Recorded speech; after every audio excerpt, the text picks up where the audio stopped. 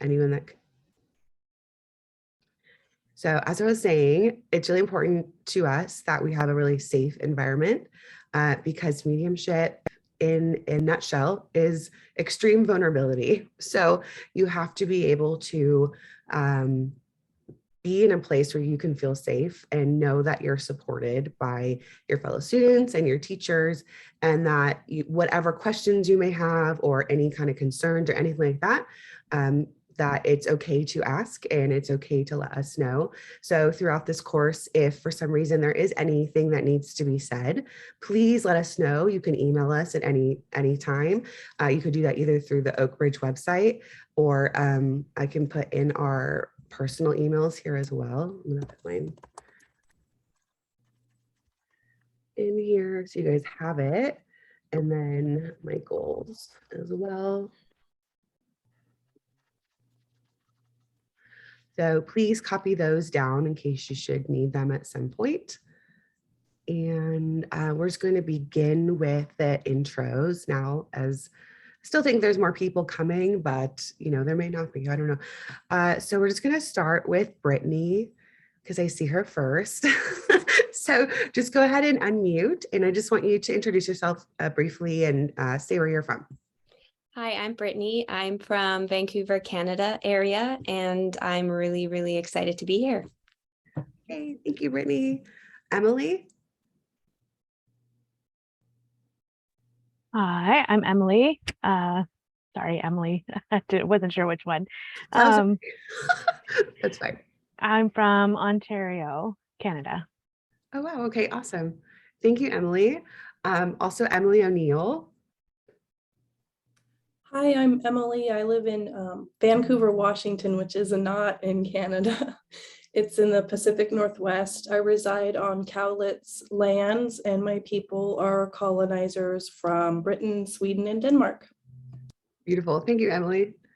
Sarah? Hi, I'm Sarah, and I live in upstate New York, and I am super excited for what the class has to offer. Awesome. Thank you, Sarah. Carrie? Hi, I'm Carrie. I live outside of Philly. Awesome. Thank you, Carrie. May? Hi, I'm May. I'm in Portland, Oregon, and I want to thank Emily for the land acknowledgement. Thank you, May. Jennifer? Hi, I'm Jennifer, and I live in Arizona, halfway between Phoenix and Tucson, so really in the middle of nowhere. That sounds nice too. Thank you, Jennifer. Bethany? Hi, I hope you can hear me. I'm Bethany, and I live in Minneapolis, and I'm also from here. Awesome. Thank you, Bethany. Allie? Hi, I'm Allie, and I'm from Chicago. Thank you, Allie. Haley? Hi, I'm Haley, and I live in the middle of nowhere, northern Nevada. So Awesome. Thank you, Haley. Lisa? Hi, I'm Lisa, and I'm from Winnipeg, Canada. I love it. I love that there's a lot of Canadians. I think that's really cool. Thank you, Lisa. Kim? Hi, I'm Kim. I live right outside Birmingham, Alabama, and I'm excited to be here. Awesome. Thank you, Kim. Abby? Hi, I'm Abby. I live right outside of Springfield, Missouri. Cool. Awesome. Thank you, Abby. Crystal? Hi, everyone. I'm Crystal, and I live in Tehachapi, California. Thank you, Crystal. Okay, hold on. I'm going to try my best. Actually, can you say it so that I say it correctly? My name is Azucena. Hi. I do go by Susie. Okay. It's easier. And I am in Las Vegas, Nevada. Awesome. Thank you all. Thank you so much. So would you prefer I call you Susie then? Yeah, that's perfectly fine. Okay. Thank you, Susie. That's what everybody calls me anyhow. So. Okay. Awesome. And then I have Zoom user. What is your name? Because I can put it in for you. Can you just unmute yourself? Sorry. I'm sorry. Okay, is it me? Yeah. Can you hear? It's Taylor. Taylor. Taylor? Okay, great. Yeah. And I'm from Detroit, Michigan. Awesome. Thank you, Taylor.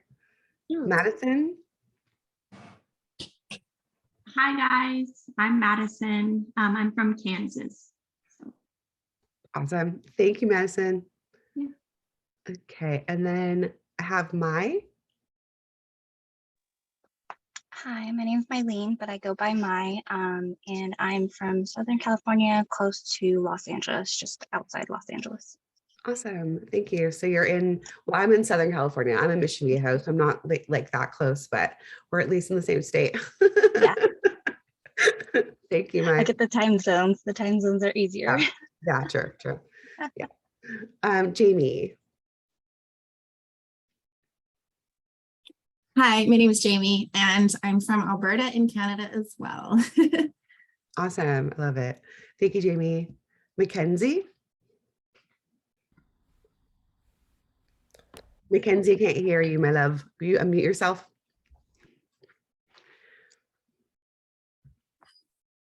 Hi, There you I'm go. Mackenzie. I'm from Everett, Washington. Awesome. Thanks, Mackenzie. And then Brittany Cruz. Hi guys, I'm from Yellowknife, Northwest Territories, Canada. So think like Alaska. I've been to Alaska. It's beautiful.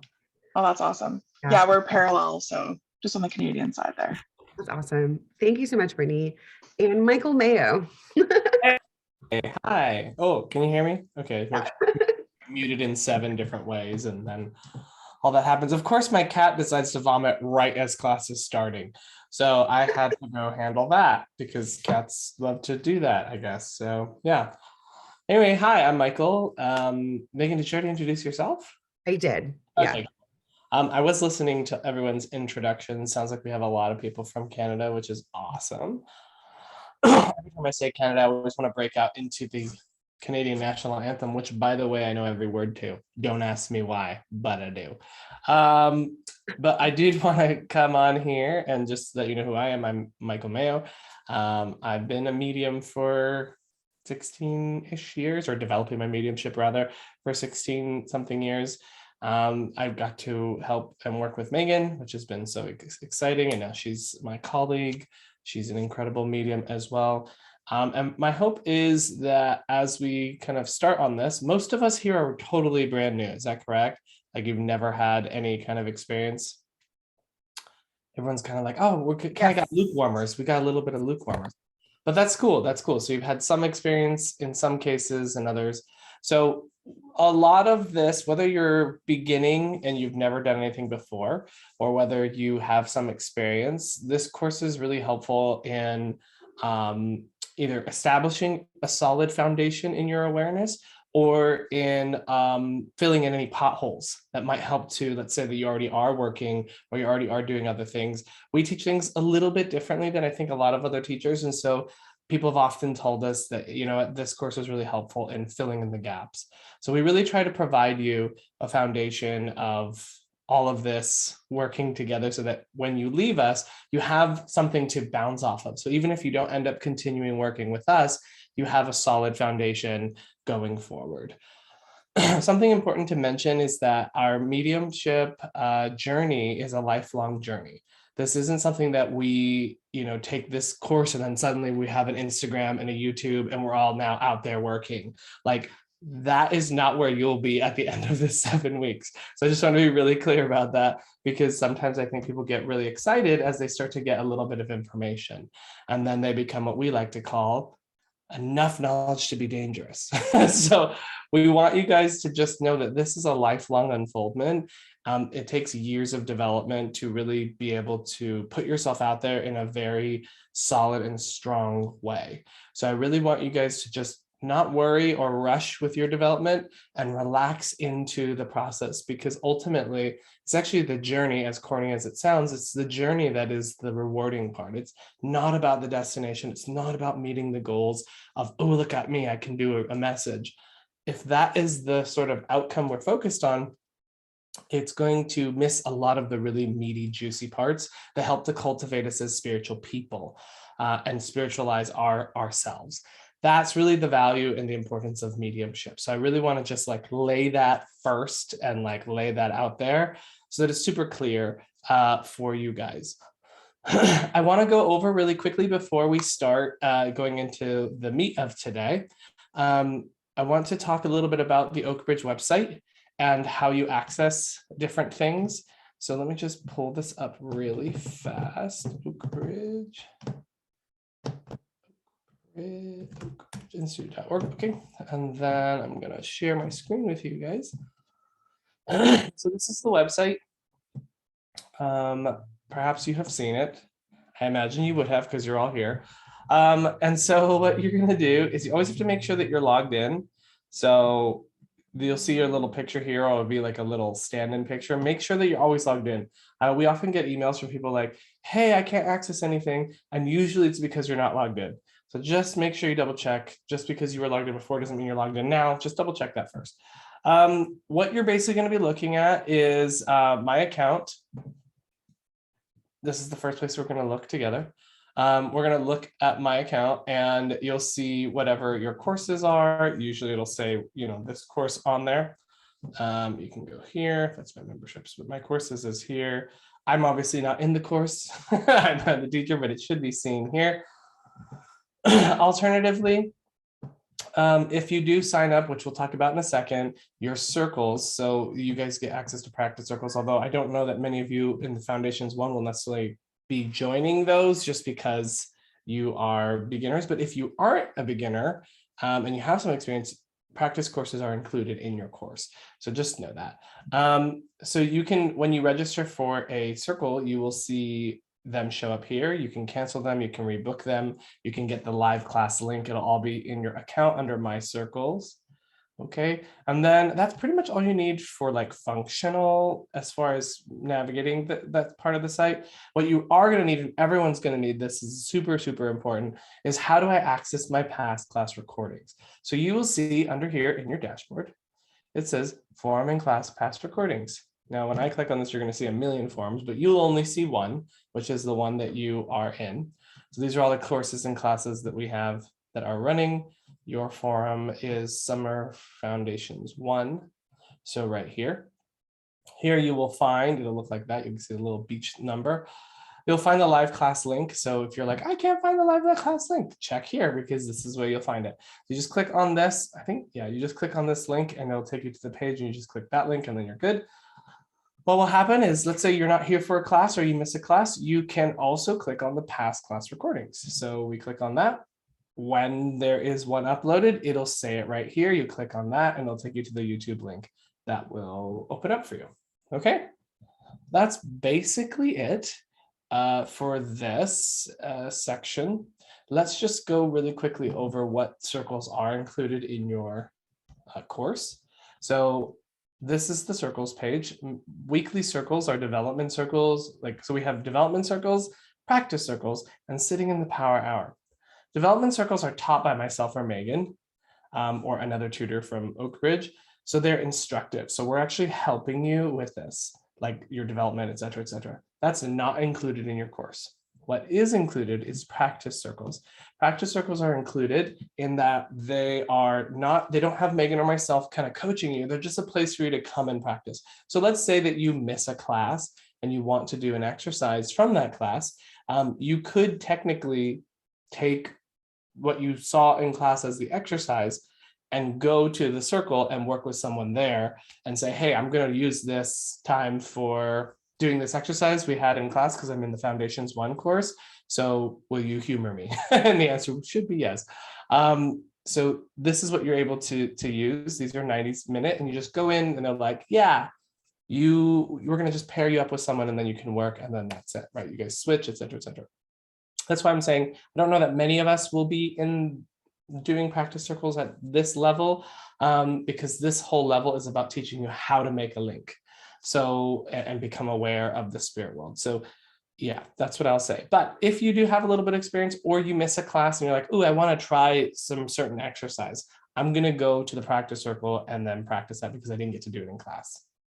Okay. Awesome. So, and then this is the Sitting in the Power Hour. Today, we're going to talk about what sitting in the power is, and we're going to work with that. It's a meditative practice that you're going to use forever. So the rest of your time being a human and being a medium, you'll use this meditative practice. So what we offer is a free Sitting in the Power Hour, which is an hour-long session of sitting amongst other people. So you don't have to do any readings. You don't have to make anything happen. You're just coming together as a community, as a group, and just being in the power of spirit all together. So that is an awesome thing. It's free. So if you can make it to any one of those, it's a great supplement to what we're doing here. Does that make sense? Any questions about any of that? There's one other thing. You do have to claim your practice circles. So in the confirmation email you got, there will be, I believe it's a second follow-up email, now that I think about it, that said, claim your practice circles. So check to see, did anyone get that? Is anyone? Okay, great. Oh, good. And so you'll just click on the follow the links. There's a little button that says like link, like click this link. Click that, it'll open up the page to claim your practice circles. That way your practice circles are included and they are free. So you don't have to pay $10 to go to them. So it's included in your course, just you have to claim them first. Okay, so just make sure you check that email and do that process. If you have any questions or you have any issues, as Macon mentioned, you can email one of us directly, or you can connect with us through the Oak Ridge Institute email, which is support@oakbridgeinstitute.org. Megan, if you want to just type that real quick into the thingy, support@Oak Ridge Institute. You can reach us there too, because sometimes if it's like a technical question or something with the website, we have people who handle that. So if you're having issues in any way like that, please do reach out to the Oak Ridge website or to the Oak Ridge email, support@oakbridgeinstitute.org. Any questions about any of that? Okay, cool. Awesome. Seems like everybody knows what's up. So we're going to jump into today. Oh, sorry. Just before we jump into today, there's one more thing we have to do. So sorry. We need to go over the course overview really quick of this course. So what we're going to be doing. So let's go back here. So this is Foundations. The Empowering Purchase of Evidence-Based Mediumship. This is going to give you a foundational understanding of mediumship. And it's super important that we do it because it's going to help us to be able to start this from a strong place instead of from a whole like Swiss cheese knowledge, basically. So what I want to make sure that you guys know is kind of the course of where we're going. Today, we're going to start with, it's going to be a lot of Megan and I talking to you. So today's not a heavy work day, but we will do an exercise together at the end of class. But today we'll talk about the myths and fears around mediumship. We'll kind of bring you back to the ethics and the values of like, what is mediumship? What isn't mediumship? How do we act as mediums? What's the importance of that? We will talk about clairvoyance, clairaudience, claircognizance, clairsentience, for those of you who don't know, what it is, why it's important. We'll discover your power, your energy. We'll talk about that. And then we'll get to do the Sitting in the Power meditation. Next course, we're going to be looking at surrender as an important, next week. Surrender is an important part of this process, and learning how to sense and feel our energy, learn how to control it. How do we work with our energy so that we can experience more from the spirit world? What adds to our experience? What takes away from our experience? Module 3 is when we're going to connect to our spirit guides. So does anyone here already have a relationship with their spirit guides at all? Oh, cool. Okay, cool. So some people already do have that. What we're going to be doing is teaching you how to deepen that relationship with them if you don't have it already, and how, there's a lot of really interesting ideas around spirit guides. So we'll clarify a lot of that. Then we're going to be making a link to a loved one. So we've taken you into sensing and feeling. Then you've got to feel the presence of a spirit helper that is a non-physical being. Then we will also get to know on this 4th week, connect with a loved one. So we'll feel what that feels like and experience what that is. We'll move into the mechanics of that mediumship, explain and discover why we do it, how we do it, etc.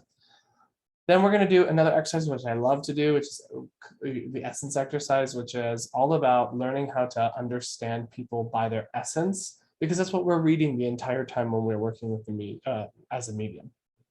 We are paying attention to what they feel like, what people feel like, based on their energy, their spirit, their soul.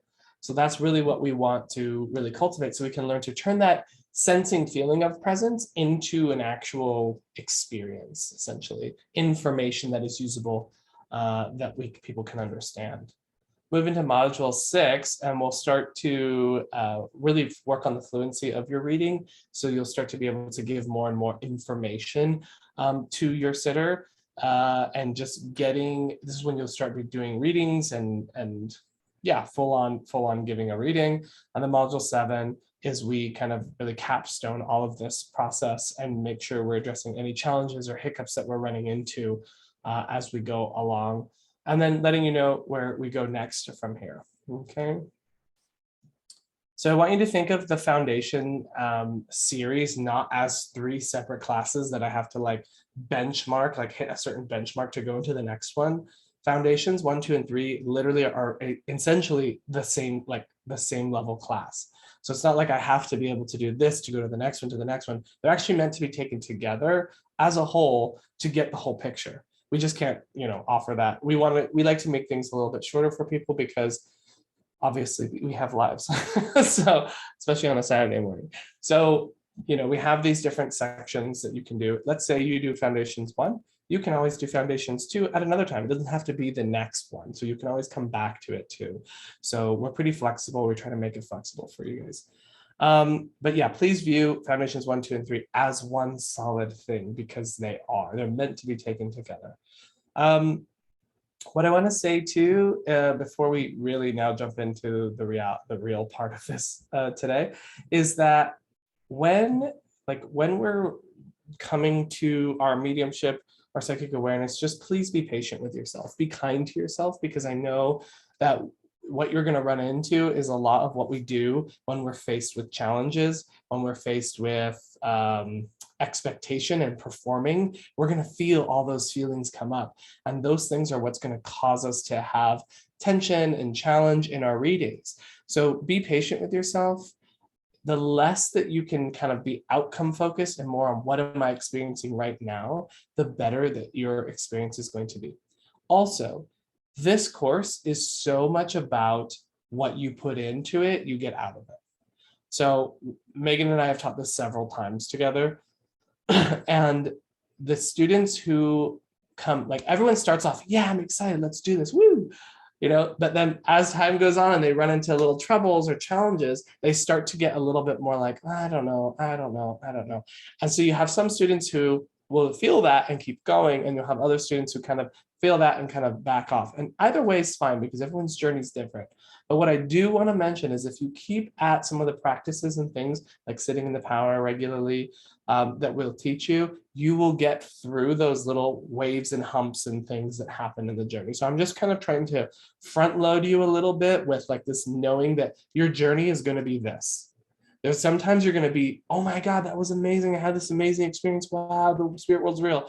And then there's going to be other times where you're like, I'm a big fraud. So like, I need to go be a painter or like a fisherman or something like that. So I really just want you to be aware of that journey, and that it's normal. It's normal to feel these feelings of like, I can do this, I can't do this, I can do this, I can't do this. What you have to realize is you're already a medium. You're already that. You're there, it's happening, you're done. Like it's already here. What we're dealing with and working on throughout this whole process is this, our thinking mind. What we have to kind of get out of the way so that we can make this happen. The reason you're already a medium is because you're a spiritual being having a human experience. You're already a spiritual being. You're already connected to the spirit world right now. The only difference is that we have our thinking mind that keeps us focused in the here and now, in this space right here, in this physical body. And what we're experiencing from the other world, it's very subtle in the beginning especially, and therefore our mind gets in the way of sensing it. It sort of filters out those things that we're sensing. So you're already connected to that. All we have to do is quiet the thinking mind so that we can become aware of more of our spiritual energy, ourselves. The more that we do that, the more clearer it becomes our link and connection to the spirit. So we're literally just changing our focus of awareness from our inside our brain into our energetic awareness. And the more that we learn to do that, the more we're going to be able to experience and feel the spirit world. So you're already a medium. All you were doing is getting the human part out of the way so that we can experience it. Does that make sense? Awesome, fabulous. So that's kind of the intro-y stuff that we have to get out of the way.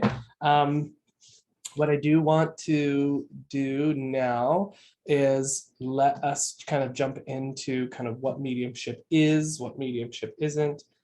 Megan, would you like to kind of start us off on that? Yes. What is it? Mhm. So first we need to decipher the difference between psychism, right? Everyone's heard about being psychic, right? Versus mediumship. A lot of people don't know the difference, and they may refer to it as psychic when they're actually referring to mediumship. So the difference is, while we're using our psychic mechanics with everything, when we talk about our clairs, which we'll get into, the difference is psychism is focused more on the here and now. So either a physical location, a physical person and their energy, or an object. So everything that we do, we are essentially leaving our energy on our objects that we have, or in a space that we're in, or it's our own aura, our own spiritual energy that someone may be picking up on. So within all of this is information. Within all this energy is information. So psychism is really focusing more on that and getting information that is either past, current, or potential futures coming up, but having to do with more of the physical reality. So you can essentially get information from the very moment someone is born into this reality up into potentials coming up for the future when we are doing psychic work, which we will do in Foundations 3. Versus when we are doing mediumship, we are connecting with a non-physical person who is now in spirit, who is coming to us and giving us information about their life. So they are giving factual evidence that can be validated as true for the person that's coming to connect with them, that is connected to them because of love. So basically anyone that you've ever been connected to in any way could potentially come forward for you as a sitter. And we refer to those getting a reading as a sitter or a recipient of a reading. And the difference would be the focus is really more about that non-physical person now and the kinds of messages they can bring forward. All the information that we focus on this course will be evidential. So when we talk about evidential mediumship, that is really going to be covering things that can be validated, as I was saying before. So it's not going to be things like, past lives or the kind of angel wing color someone has, or, any of these kinds of things that can't be validated that sometimes we may hear on TikTok lives, for example, or places like that, right? So we're going to really be focusing on bringing through evidence that can be understood. Okay, so that would be the difference between mediumship versus psychism. I refer to myself as a psychic medium because I do both. You may at some point be doing both as well. You may have a focus. It's going to depend on you, what you want to do. But what I want to say is whether you end up doing mediumship professionally or not, this will help your life. Knowing this, having this as a reality, knowing that you can feel your own loved ones in spirit with you, knowing you have that relationship with your guides, knowing that you are more than just this physical being can change your life for the better and can make you have a fuller and richer life because you realize there is more than just this. So I hope that that is what you take with you, whether or not you end up going on the path of becoming a professional medium eventually or not. Michael, do you have anything to add here? Thank you for that, Megan. Any questions about what Megan mentioned, the difference between mediumship and psychism? Okay, good. Awesome. No worries. And don't worry, we are definitely okay with questions. But while we're on it, we'll just keep flowing. Again, we're going to be talking a lot at you today. So you're just going to have to roll with us for now. But what I do want to talk about before we continue on is the topic of negative spirits, attachments, these sorts of things. It's important for us to talk about this because there's so many different opinions on this reality of like, are there demons? I grew up being told that this was a demon. Are there like Hollywood shows me that if I use a Ouija board, I'm going to be possessed by the devil. There's all these different ideas about it. And not that I want to make any light of any of it, because I know that some people have had, pretty uncomfortable experiences because of what they believed was going on. So, but I do want to kind of share with you a little bit of our perspective on evil spirits and attachment. The short version of it is that it doesn't exist. So that's the short version, but we'll go into a little bit more detail. So the reason that we understand that the spirit world is really just love. And as much as people like to say things like, oh, but there's always a balance, there's a light and a dark. I'm like, yeah, in the physical world, sure. Yeah, that's where we have that. We have this sort of like polarity sort of aspect to the physical existence. But the reason that we always say this is because, number one, Megan and I's experiences have never been anything but love and positivity from the spirit world. That's not to say that there aren't uncomfortable emotions. That doesn't mean that there aren't people who feel regret or sadness or all kinds of different things for the way that they behave, but there's never malintent. There's never maliciousness. There's never trickster quality. There's nothing like that we've ever experienced. And so the reason we know that this is not really a thing is because the mechanics of how spirit communication works, what the spirit world needs to be able to connect in with this side of life. And what they need is a lot of energy.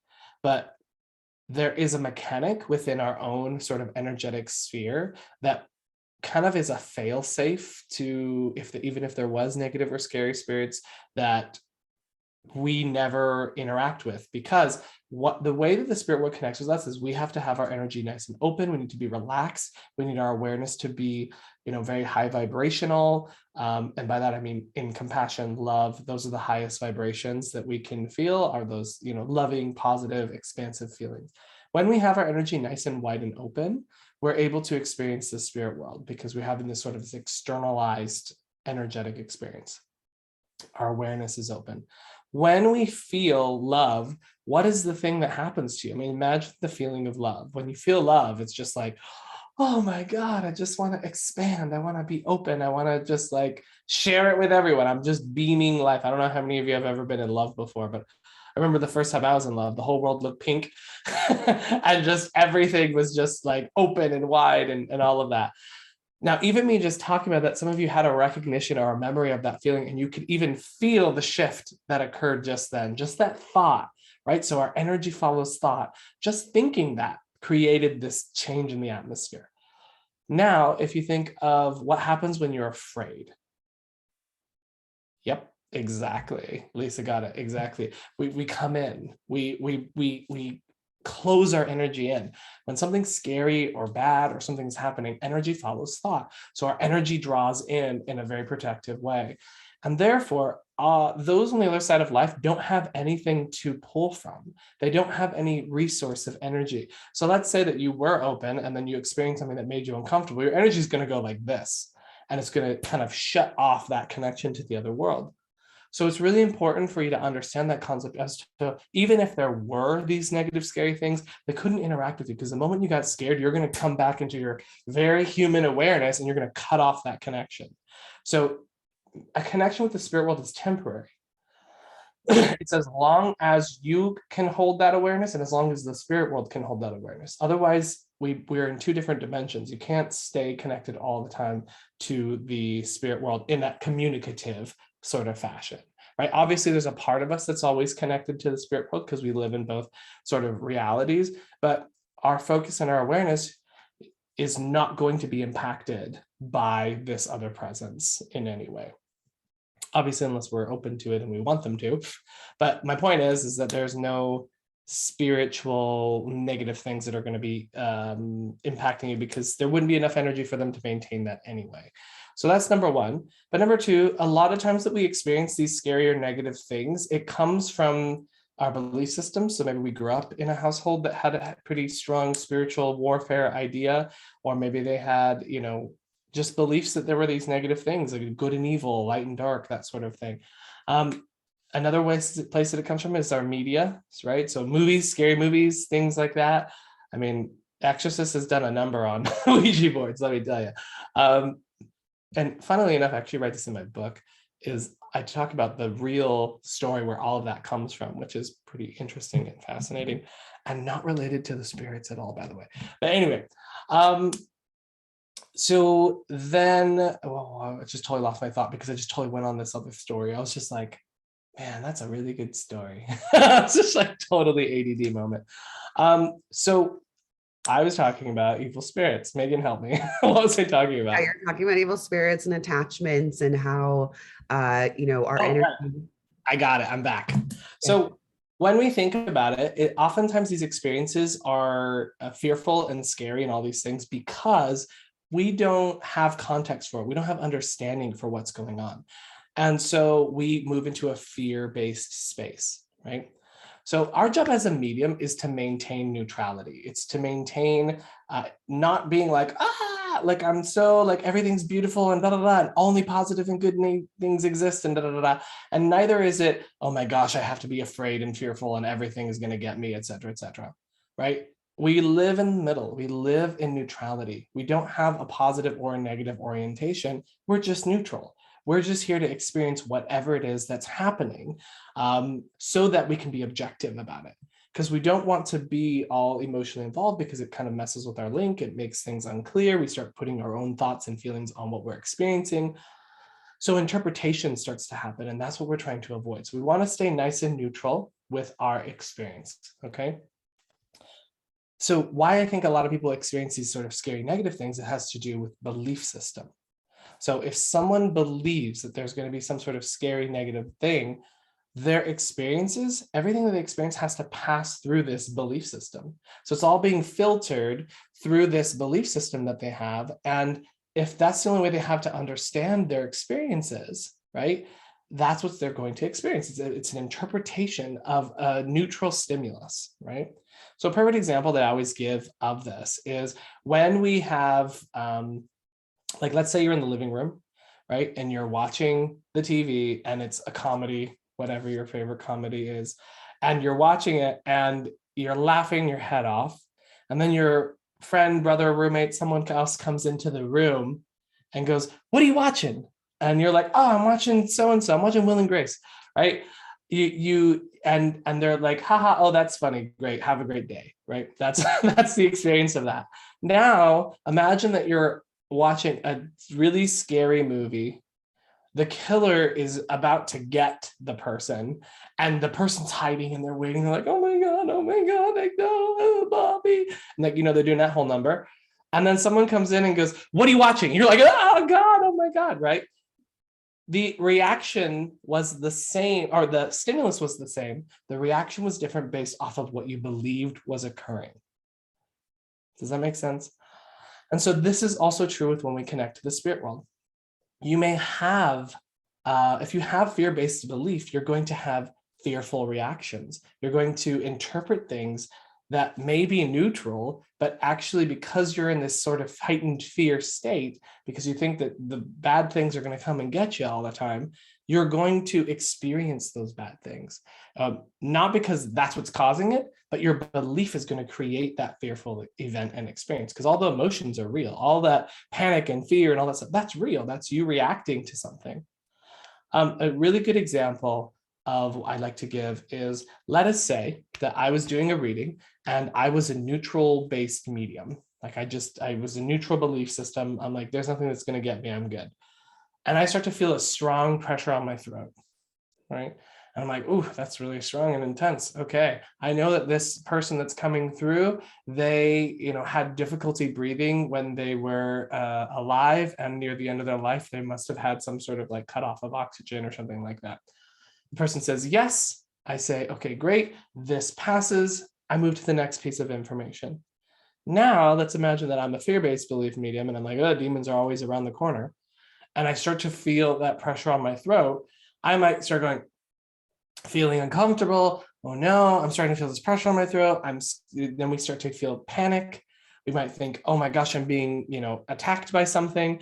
Then our hands start sweating, our heart starts racing, our head starts getting lightheaded. And now we think we're under psychic attack, right? Or that we're being attacked or something like that. So we have this sort of reaction to what would have otherwise been a neutral stimulus that we would have noticed it, accepted, and let it go. But because we had this fear-based belief, our mind immediately started to create all this other stuff that wasn't actually happening, at least not from the spirit person. Does that make sense? So your belief system about what is possible plays a huge role. And I really want to highlight this because your journey in developing your mediumship is already going to be hard enough because you're getting past your thinking mind.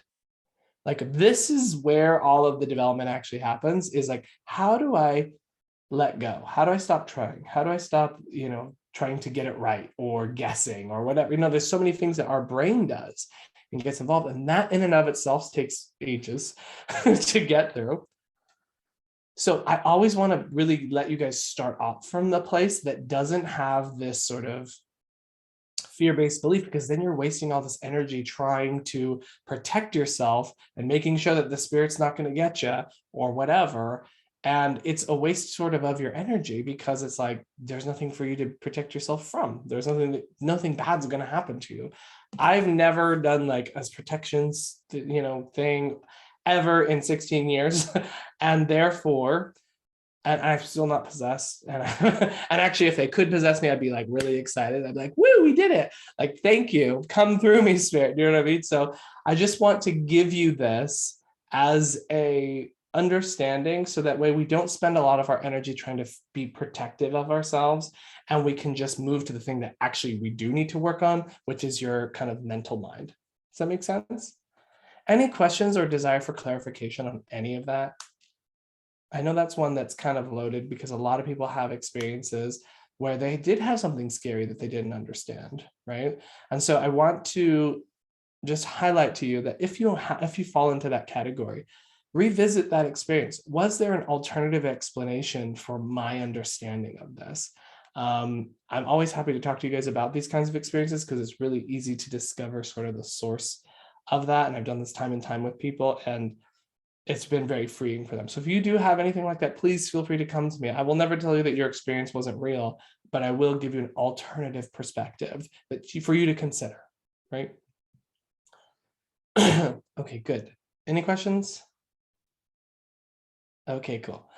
Megan, if you want to talk to us a little bit about ethics, that would be awesome. Yes. So I could talk about this probably for an hour, but I'm going to try to make it condensed. So for the work that we will be doing and the work that you may be doing in the future, it's very, very important to, one, understand your why that you want to do this, to understand that mediumship is a healing modality, and that there is a power dynamic that comes with calling yourself a medium or a psychic. Whether or not the person believes in that or says they don't believe in that, their subconscious will be taking in whatever it is that you are saying, because you are saying, I have information that you don't have, that you are unaware of.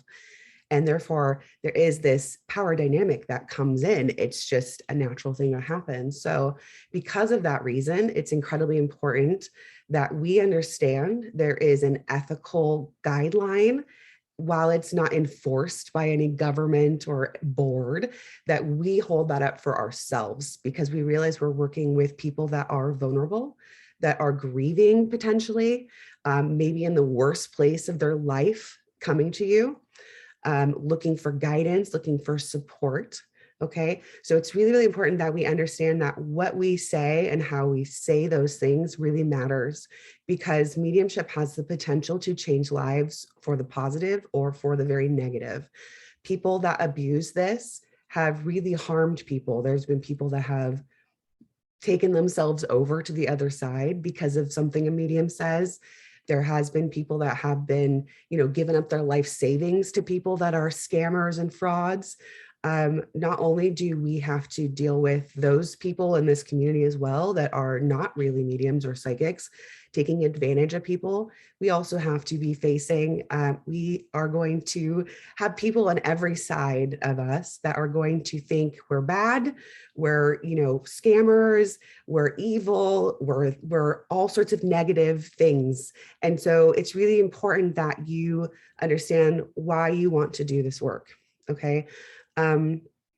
If you want to do this work because you want to get rich, you want to be on TV, you want to have a huge ego, all of that needs to not be a part of why you want to be doing this. As mediums, it's important we learn how to get out of the ego, to realize what's really important about what we're doing, which is bringing forward evidence so that someone can have the opportunity to begin to heal. It's through that information sometimes that can really help someone move forward in their life and live a full life again, to live with joy again, to realize their loved ones are actually really there with them and are getting to experience life through them and what they do with their life. And those in spirit don't want us to be sad and in grief forever. They want us to be able to move forward and not waste our lives. So what we do with our words is important. So I really want you to take that in, whether you're working with a partner or you're working eventually with clients at some point. All of us are going to have someone potentially that we've lost, and all of us are going to potentially be sensitive to that loss. So when we are working, while it can be very, very exciting to have things that come through and are correct, always remember that we're referring to someone's dead loved one. That's what we're talking about. Yes, they're okay. Yes, you know, they're still around and all of that, and we know that, but there's going to be potential trauma connected to these passings for people. There's going to be things there that need to potentially still be processed and all of that. So our sensitivity is important. Some things that we do not talk about as mediums are things like, you're going to get divorced. You have a disease. We don't diagnose health things, so we may have information that comes through that may say you should potentially go see a medical professional, right? We don't talk about disaster. So we don't say you're going to have a car accident tomorrow, because these things cause anxiety and fear. And the spirit world does not do that. That's not what the spirit world does. The spirit world brings upliftment and help. If there's anything at all that's going to come forward that may potentially cause something, they're always going to give some sort of solution.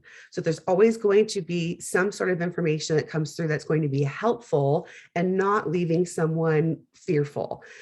If we're leaving someone fearful with what we're doing or causing anxiety, we're not doing what we're supposed to be doing, because again, it's a healing modality. Okay. I just really want you to take in and understand from this day forward, if you call yourself a medium or you call yourself a psychic, I need to understand fully what that means when I use that title, so that you don't potentially harm someone, and you always use it for good, and you always use it to be with integrity, to always be honest about what's going on, never over promise what you can't deliver. If it's not working, tell them it's okay. It's okay to say, this isn't working today, or, you know, whatever the issue that may be coming up. Don't ever say, I can guarantee 100% spirit connection, because when we do work with the spirit world, it's always an experiment. It's always variable, which you will find out through this course, I promise. And so we always have to just have that mindset that we're just going to see what happens. We're going to be curious. That, yeah, I could literally just keep talking about that. Just because it's so important. So what you may want to look at is an ethical chart for therapists. So people that work with vulnerable people, there's like these guidelines that are held by the law for them. Again, for us, we don't have that. But my hope is that you will want to maintain that anyway, for the integrity of our work, the integrity of ourselves, and for who we're working with as well. Absolutely. You know, I can't emphasize it enough. And what I loved you put into there, Megan, was talking about it in multiple areas. So whether you're doing it in a classroom environment, whether you're working out in the real world, it's going to be so important that how we say things, how we interact with each other is going to be so important. One thing that we really pride ourselves at Oak Bridge is creating a safe space and making people feel like it's okay to fail, that we don't have any expectations on people that they need to wow us or blow us away. We try to encourage more acceptance of each other instead of comparison or judgment of one another. So I really hope that you will find that this space also is safe for you to like just go all out and do your best and forget the rest. That's really what we want to have here. So, you know, I think it creates a better place for learning and understanding with the spirit world. So that is my hope. I will say, in my experience, not all teachers have that mentality. So I hope you'll find that you feel safe and comfortable in this space as we kind of go forward. So just know that like the number one thing here is all about harmony. We've learned from the other world that when we are in a harmonious environment, it makes things easier for the spirit world to communicate with us. So the more that we can bring that mentality of support and wanting everyone to do well and all that, it's actually going to work easier for the spirit world to connect with us. Okay. If you ever also in that vein, if you ever have any experiences that feel scary, uncomfortable, odd, weird, whatever, please contact us. You're always allowed to reach out to us about any experience you have with other students, any personal experiences that you've had. We'll always help you the best that we can. Okay, so just know that we're here for you. Any questions about the ethics of this? One thing that I don't think you mentioned, Megan, that I would like to make sure everyone knows is that we don't go around giving random readings to people. So despite what you see on TV, we're not going to go to the dentist and be like, I got your mother here. Like, we're not doing that. That's not happening because it's not really how it works. And also it's inappropriate. Like what we really want to learn to do is when we're on, like we have our designated time of like, okay, I'm working now. So therefore I'm going to connect with the spirit world. Any other time that I'm not working, I'm not checking in to see if spirit's there. I'm not in the grocery store being like, do I feel anything? I'm not going around and, connecting with my guide all the time and being like, okay, should I buy this? Should I buy that? Like, we don't do that. That's, I think that's more of a sign of like, I want to say like spiritual immaturity, so to speak, because there's almost like this desire to be validated or look how special I am and that sort of thing. And I'm going to tell you right now, mediumship is an ego trap. Like it is an ego trap because what you're going to hear all the time is, oh my God, that was so incredible. That was amazing. You're amazing. Like you healed me. You helped me. You did all these things. So it's so important for us to take both the compliments and the criticism with equal measure. So you're going to get both. There's going to be critics. There's going to be people that are going to say, oh my God, you're a God. You take it with equal measure, right? They both thank you very much for your thoughts. I appreciate that. Thank you very much for your thought. I appreciate that, right? Like it doesn't matter what's the positive and negative. Don't let it hit you, right? Don't let it hit you.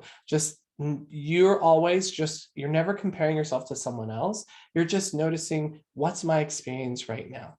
One of my favorite phrases that I've been using a lot recently is comparison is the death of joy.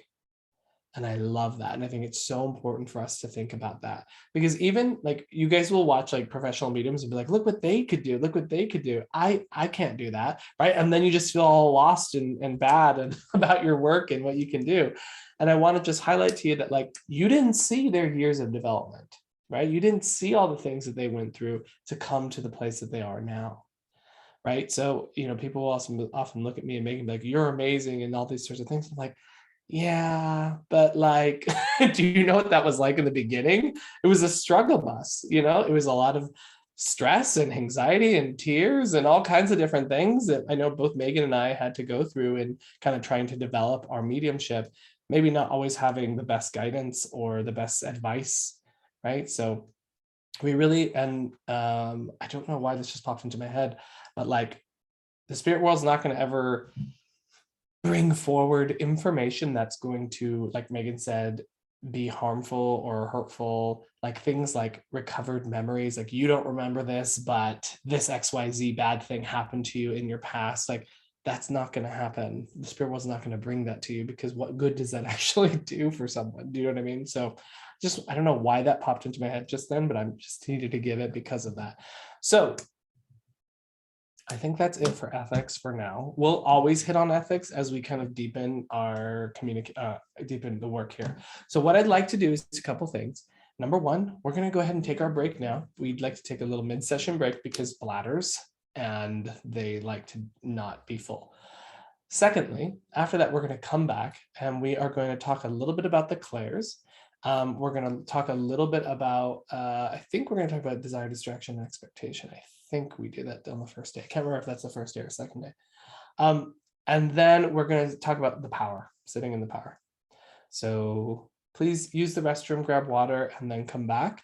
You'll probably have about like 3 to 5 minutes. So, okay.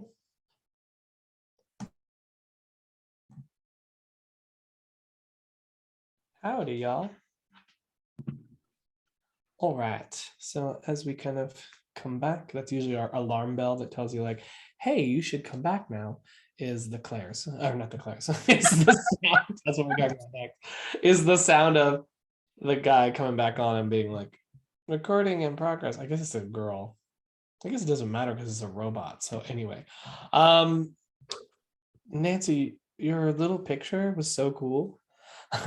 Like your little away photo is so rad. Like that was so cool how you did that. I was like, she must have had someone help her with that picture. Thank you. Yeah, my partner did it. A friend of mine gave me a bouquet of flowers and I didn't want to waste them. So I said, I want to do something cool. And I laid on my yoga mat and like, just, you should see the outtakes. I could show you like some of the ones of like the blooper ones, but yeah, thank you. He just took it with his phone. Yeah, you guys will have to see Nancy's little picture when she's not at the. Yeah, I'll turn it off, my video off now, so you can see. Cool. Isn't that cool? Very cool. It's really pretty. It's like it's almost like those are the thoughts and the ideas in your mind. Yeah, so I took some of my crystals and just the flowers and yeah, that's rad. Hair. Yeah, I just noticed it, so I wanted to just mention it. So let's jump in. Megan. Yeah. So that picture actually reminded me of something I forgot to say. Oh, good. Okay. Don't take offense to this, please. When we're working, we don't need tools. I'm going to say we don't need anything outside of ourselves to actually do mediumship. So I just like to let people know that like crystals, all of that are really cool. Like tools are fun to use. But I want you to know that all that you need is within you. As your spiritual power grows, as your connection grows, you don't need to put crystals in your bra like I used to when I first started. You don't need to have a special color underwear or, like something that you wear all the time. That's more of like our own stuff that we're kind of adding on to things that is not necessary. But if you have rituals and things like that that you like to do, that's okay. You may grow out of them. They may change. I think all of us, when we first start, may have certain things that we do that may grow and change throughout our time in development. So I just wanted to like throw that out there to start with. So we're just going to briefly go over the Claires, which most of you are probably familiar with them, but I just want to just make sure we're all on the same page with it. And we can just check in. Who knows what the Claires are? Okay, well, that's pretty much everyone. Okay, yeah. Cool. So then, yeah, you can give anyone that doesn't know or never heard of it ever. Claires, clairvoyance, clairaudience, clairsentience, claircognizance. And what Claire means. Okay, cool. So you can give like a general, very brief, yeah. So, okay, just in case anyone doesn't know, Claire means clear in French. So this is a clear hearing, clear seeing, clear knowing, all those clairs, right? So claircognizance is a clear knowing. So it's just one of those ones that can be a little more tricky for people because it's just I know. It's like a gut feeling. People refer to a gut feeling when they talk about claircognizance. There is no rational thought or question about why you know this, but you know it to be true, right? So that's how we know we're experiencing claircognizance. Clairsentience, which is something we're going to be focusing quite heavily on, especially in this first 7 weeks, is how we feel either physically or emotionally with spirit. So we may get emotions like sadness or joy or more of the essence of the person, which we'll be focusing on a lot. Our physicality may start to feel like it's changing. We may start to feel like we're growing or shrinking, or we may get a physical pain in our body to help us know what happened to this person, whether they were experiencing that in life or how they passed or whatever. And that will be be our main way of how we know we're connecting with spirit when we start to really go in that direction. But you'll be able to physically feel a shift, a change in the energy around you, to feel a new energy coming into your energy, to know, aha, there is a spirit here for sure. So there's no guesswork when it comes to working. We will know for sure that that's happening through clairsentience. Clairvoyance is when we are experiencing images. So that's usually a flash, a very, very quick flash. Sometimes it may be more of a scene that moves through, but for most people, it's going to be quick flash. And it's usually an inward experience. So it's objective in your mind's eye. However, you can also experience objective clairvoyance out in the room, but it is still actually coming through clairvoyance and not just because of our eyes or things like that. It's still coming through that clairaudience, which may come through all different ways of sounds. You may hear a song, you may hear a boot starting to, move around a room. You may hear a voice, you may hear a full sentence, you may hear a laugh, you may hear a tone of voice, you may hear, like sometimes I may hear an accent of someone to know where they are from or something like that. So that can all come through the clairaudience. And again, this is more of a subjective experience that we're having that sounds sort of like a memory. So it's usually someone else's voice though, and not your own that you're hearing. When you experience your own voice, what I believe a lot of times is happening is that you may receive information through a clair, and then your mind perceives it and gives you a sound of your own voice to say what it is, which is a little different from actual clairaudience that you're getting from a separate source. So again, that can come inward, it's usually where it is, or it can be out in the room objectively, but that is a lot more rare of an experience. Then we also have, the more of the secondary clairs for most people, which is smelling and tasting. I don't get a lot of taste myself. I do, however, get smells. So we may smell memories, essentially what the spirit world may bring us, of perfume, of cigarettes, of, your grandma's favorite cookies, or of bread, or all these different, automotive oils, or, the smell of tires if somebody worked in an automotive shop or something like that. But most of the time what they're doing is using your own memory bank to bring that to you, and that smell and that memory to tell you what this information is. So essentially, briefly, that is the clairs. Other people may try to add on all these other clairs that are like new names for clairs. We kind of just keep it simple because it's not really necessary to have all these other added clairs on there. But these are the most of what we're going to be working with when we are working with the spirit world. So, yeah. Beautiful. Any questions about the clairs at all?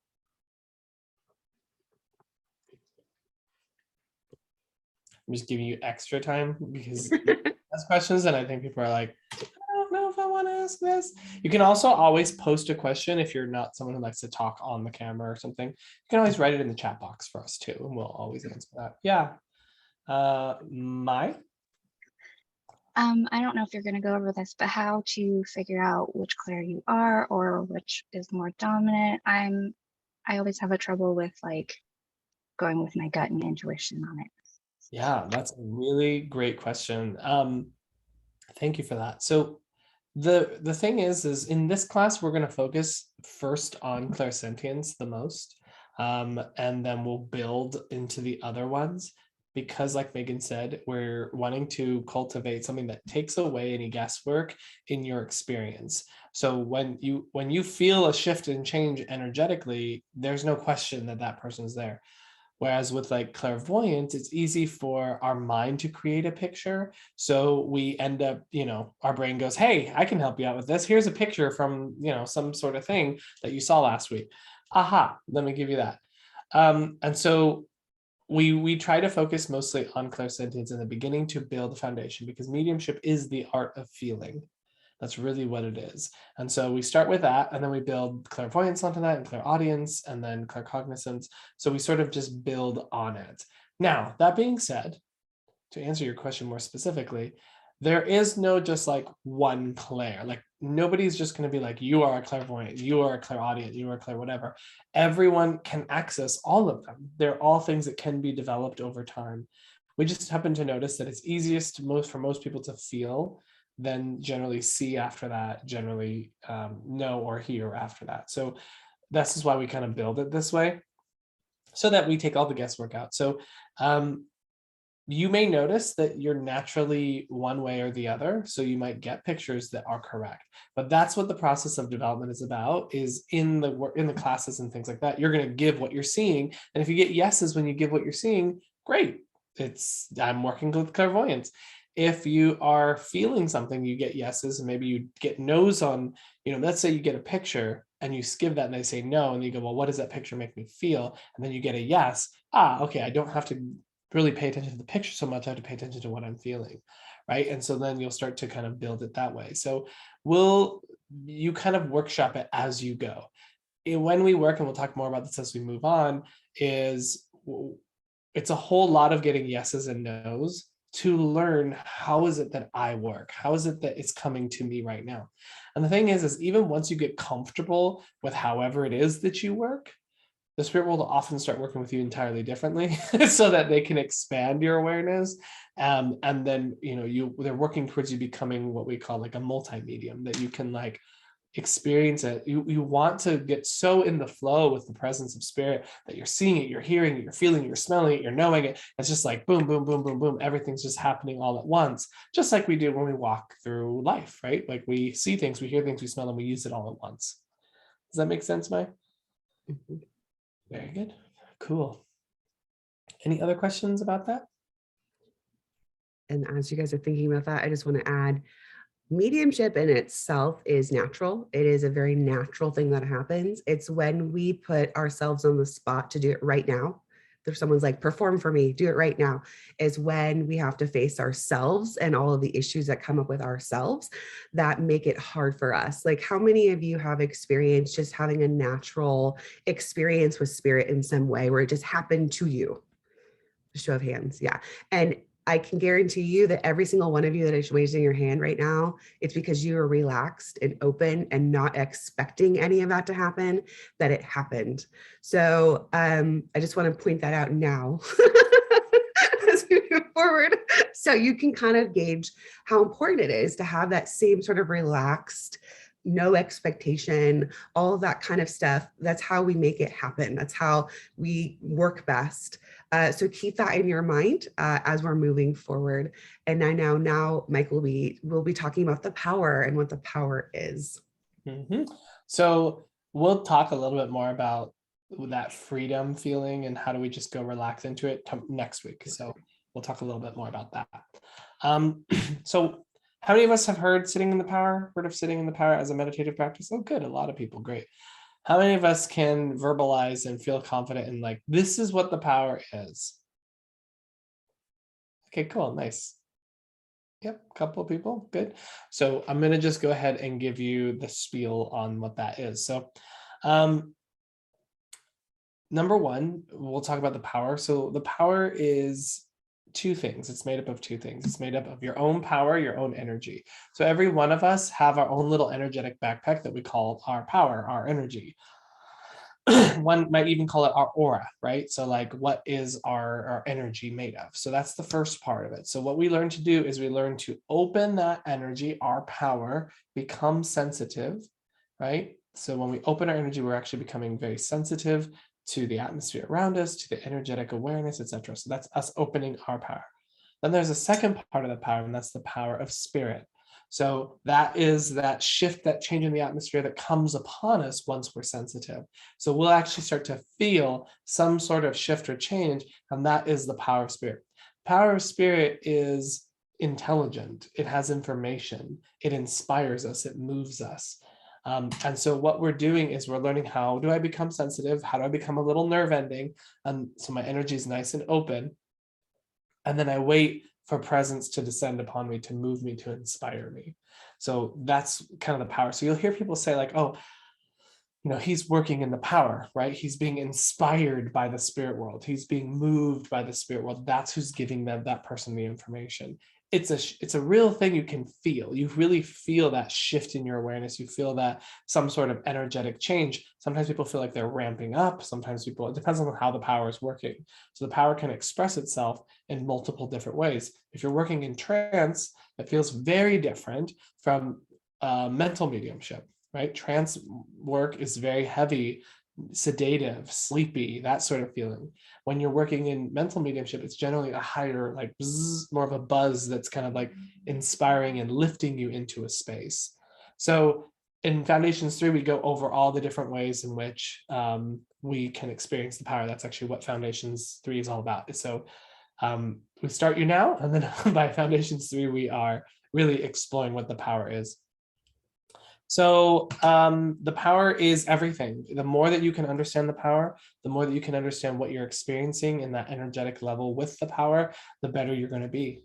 I always like to tell the story with Megan, where she was coming to get a reading with me. I didn't know, I thought she was coming for, I think, a psychic reading.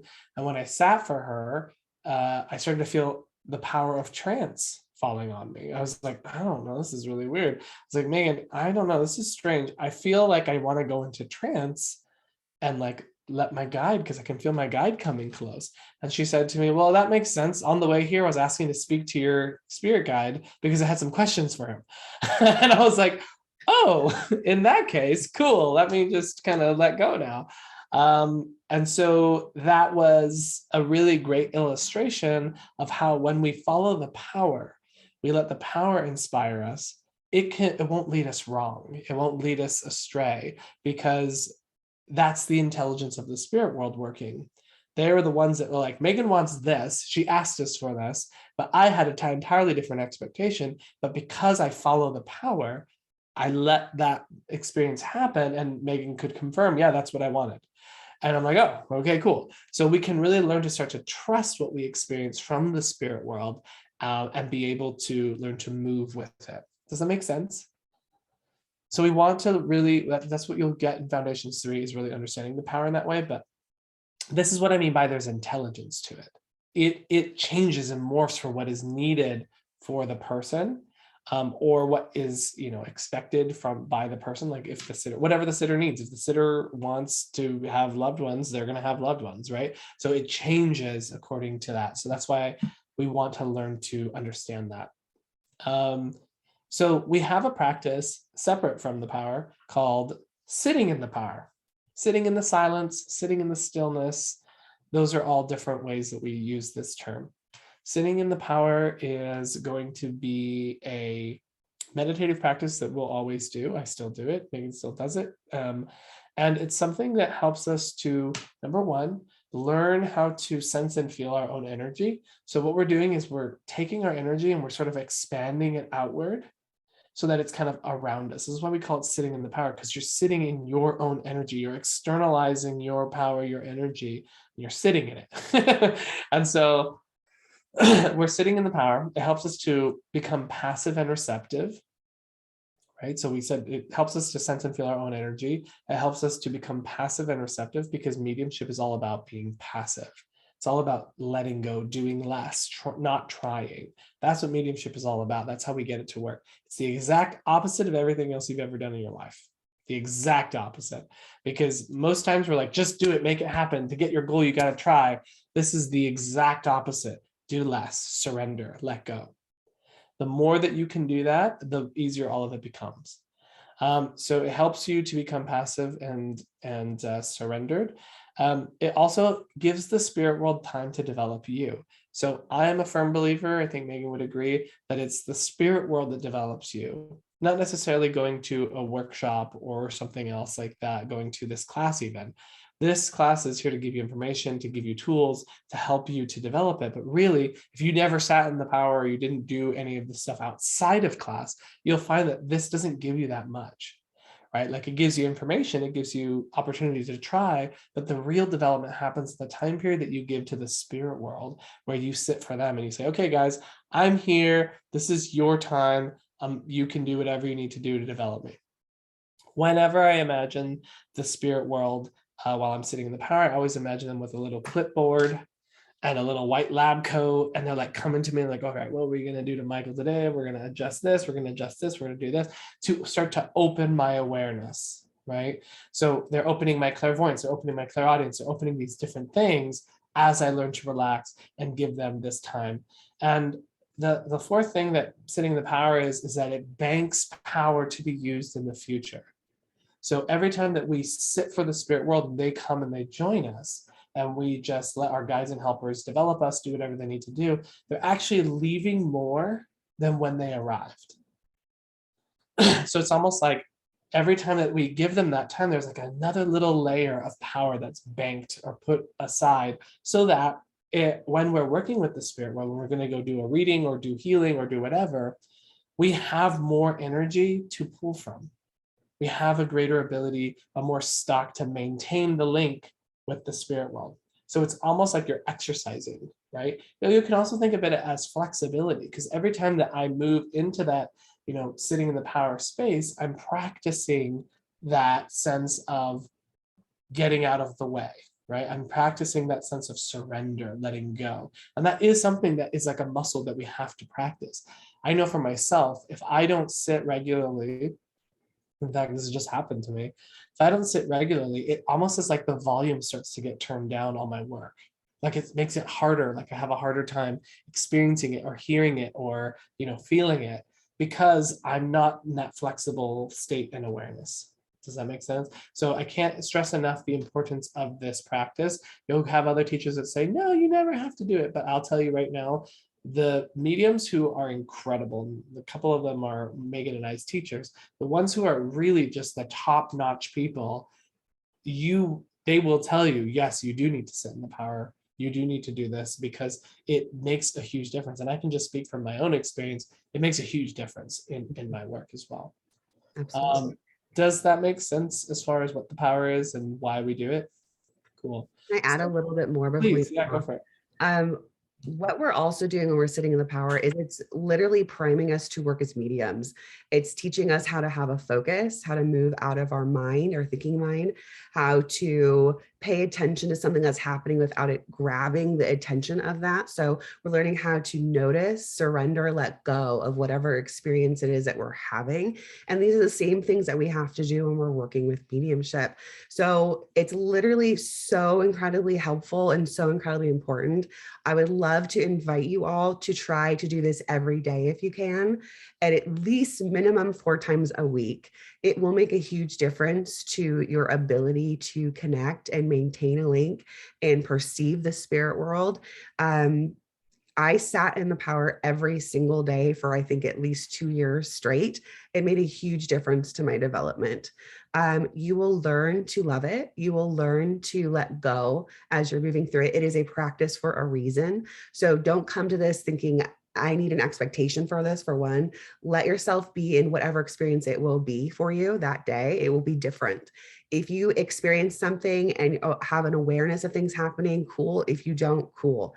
Know that there's still things happening in the background that you may not be aware of in that day, okay? Do not judge your sittings. Do not think, oh, I was bad today. I'm just gonna whip myself. My brain was too active and I suck and I can't do this. Don't do that. Let yourself just, again, have whatever experience is going to be, and know that over time, your brain is going to get essentially rewired as we're moving into these altered states of consciousness. Every time we sit, every time we work, we're moving into an altered state of consciousness to do it. Your actual brain will become rewired to make this easier for you to do as a practice, and to have less of your thinking mind coming in, berating you with all sorts of random thoughts and all kinds of things that happen when you're sitting. So just know, if I keep doing this, if I'm patient with myself, with what's happening, it will eventually get easier and easier. And Michael will be talking about, what we're doing right now with sitting in the power and what to do essentially when those thoughts come in and how to refocus and all of that. But I just wanted to kind of add that in there. Awesome.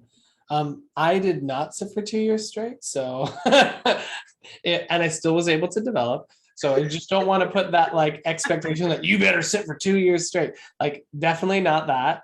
But if you happen to do that, cool. But you can still do it even if you miss some, because that's totally fine. Like, if you just sat, the traditional way of developing mediumship is to go to a circle once a week.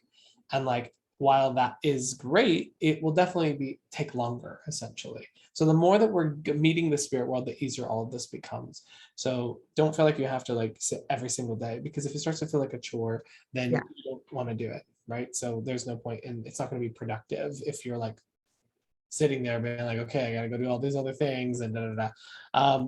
But I will say too, is like when we do it, and we're about to do it right now. So what I want to say is that when we do it, it's not about us trying to have an experience. It's not about us trying to, connect to loved ones in the spirit world even. What we're doing is we're learning to connect with our own energy first, so that we can recognize what we feel like. So when we know what we feel like, it'll be easier to tell when the spirit world steps into our energy, and then we'll be able to discern that sort of thing. But secondly, when we are sitting for the spirit, who we're sitting for is our guides and our helpers. We're saying, hey, this is your time. Do whatever you want. I'm just going to be still and quiet. And we may experience something, we may not experience something. We may feel things, we may not. But that's what we want to pay attention to, is more of what we're feeling. Don't worry so much about the pictures and the things that you see. Oftentimes people will start to have like this like journey that they go on in their thinking mind, or they'll start to go in all these different places, and they start going down a dell and they find a rock and they pick it up, and then they go to the Akashic records, and people go start doing this whole other thing. That's the opposite of what we want to have happen. We want less mental activity. We want our minds to become still, quiet. That's why we call it going into the stillness, going into the quiet, because there's something very profound about learning how to still our thinking mind and then connect in with that still small voice that is within all of us, that divine connection that is there. So what we're going to do is we are going to sit. So you need to find a comfortable position. Somewhere where you're sitting up. You don't want to do this laying down, because we associate laying down with sleeping, and we don't want you to fall asleep. So you want to have your back supported in a way that's comfortable for you. If you need to get back pillows, butt pillows, whatever you need, so that you're sitting upright in a comfortable position. For some people, keeping their legs crossed the whole time is really, really comfortable, and they can keep it for like 20 to 30 minutes, even an hour. For people like me, I cannot do that. My feet will start going to sleep and I will be very uncomfortable. So you want to have your feet in such a way where you're not going to have to move them like midway through the sitting. So for most people, that's sitting with your hands resting in your lap, feet flat on the floor, and you're just nice and ready and comfortable. And actually, I'm going to sit down too, so we can do this together. So make sure you just have a nice, my back. Make sure you have a nice, comfortable seat. I'm just trying to, okay, there we go. So I just want you to let go of any expectations. There's nothing that you're supposed to achieve or experience. If you start noticing pictures and things like that, just notice them, accept them, and let them go. That's going to be the practice throughout this entire time, is learning how do I just notice something that's happening to me. If I notice it, it touches my awareness, it takes my attention for a second, then I go, okay, cool, that's happening. And then I just let that go and go, okay, what up? I'm just going to relax more. My reaction to everything that I experience it is notice it, accept it, let it go, relax more. Does that make sense? Okay, cool. So if you'll just go ahead and close your eyes. And I'm just going to put on this music here really quick. I just want you to breathe.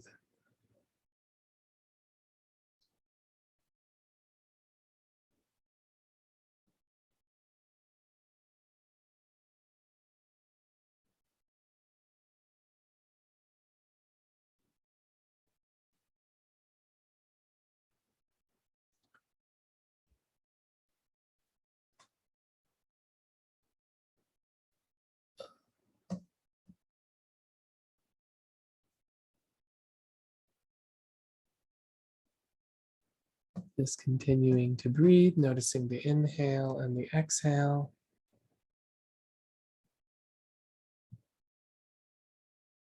Just allowing your thoughts to find their natural place of rest.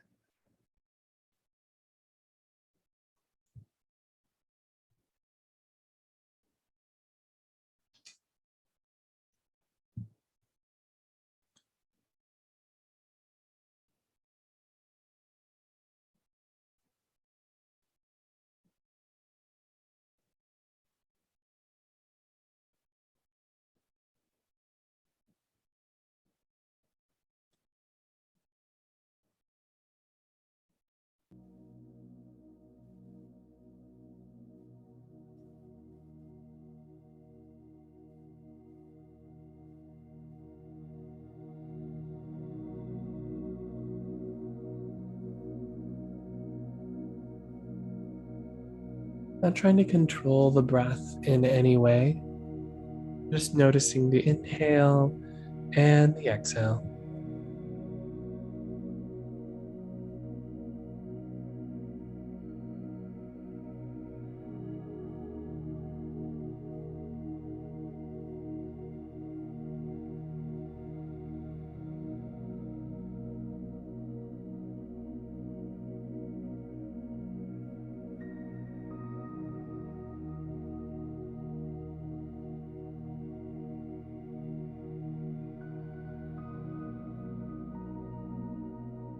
And as you breathe, just allowing your thoughts to just settle wherever they go.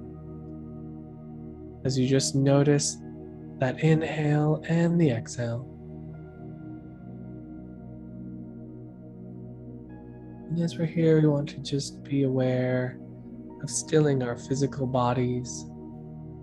The more still our body, the more still our mind becomes.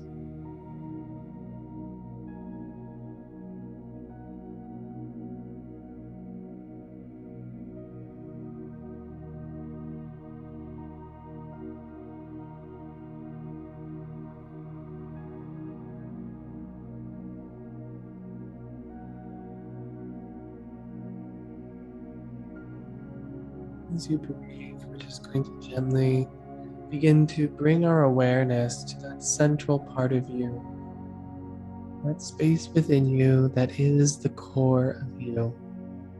Wherever that divine spark, that sense of your soul, central part of you, wherever you feel that is for you, just gently begin to bring your awareness into that space. If you're not sure where that is for you, just gently bring your awareness to the heart space.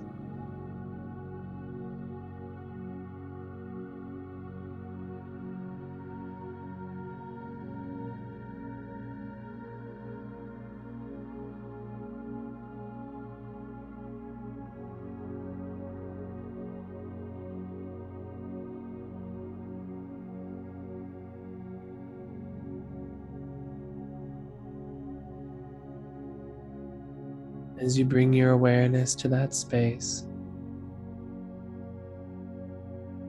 just noticing what it feels like for you, that divine spark, that part of yourself that is eternal, just allowing yourself to breathe into that space, feeling it, knowing it.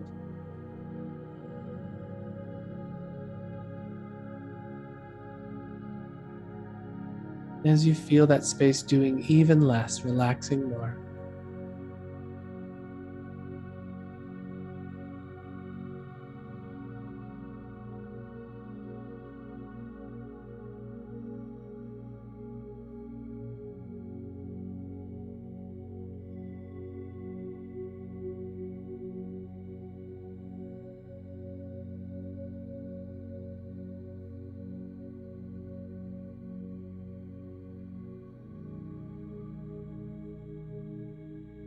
And as thoughts and feelings arise, just let them be like clouds passing in the sky. Noticing them, accepting them, and then letting it go.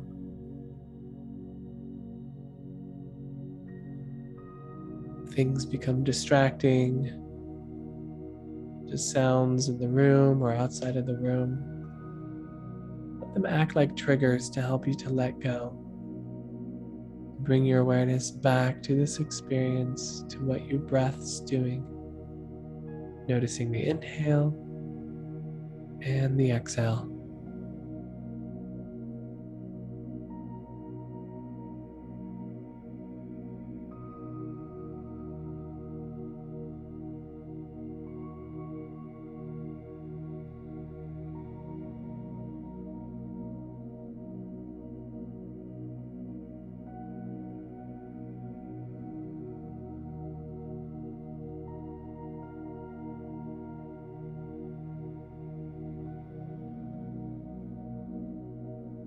When you're ready, as you feel into that space, we're just going to intend that when it's ready, it might begin to expand outward, that divine spark opening and filling the body.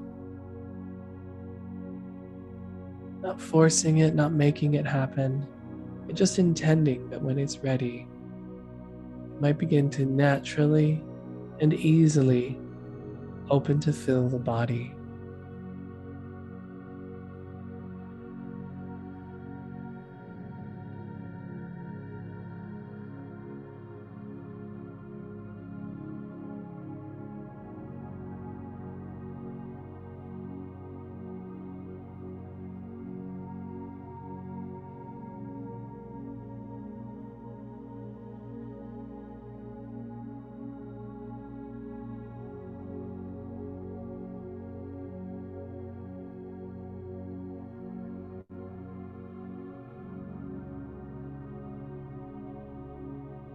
And as that begins to open and fills the body, we just allow it to begin to expand even further now, beginning to move beyond the body.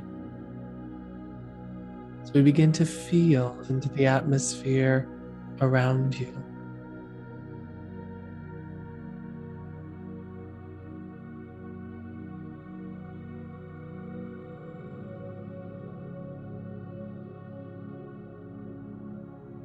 Allowing that energy to expand, to include the space just around you. It's as if the air just around you begins to become an extension of you.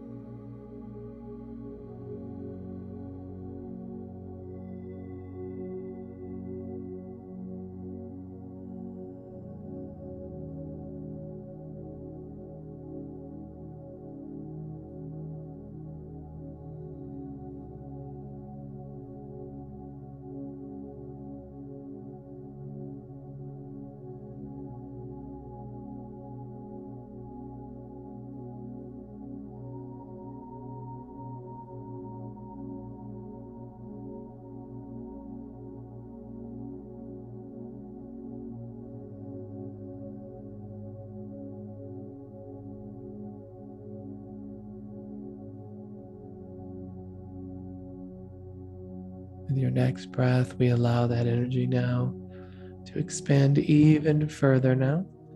So we begin to become aware of the space in front of you, behind you, your left, your right, and above you.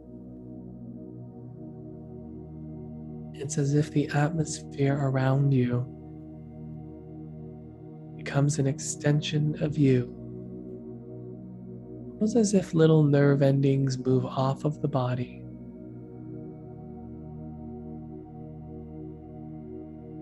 reaching out into the space in front of you, behind you, your left, your right, and above you.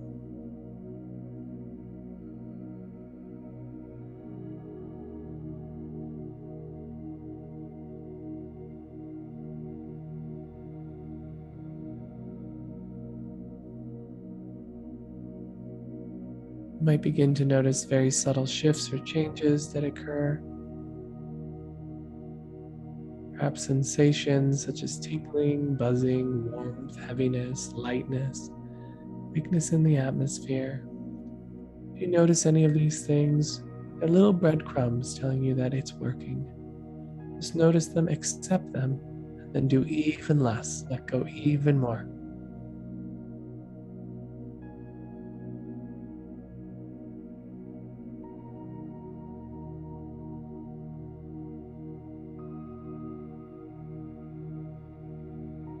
Very good.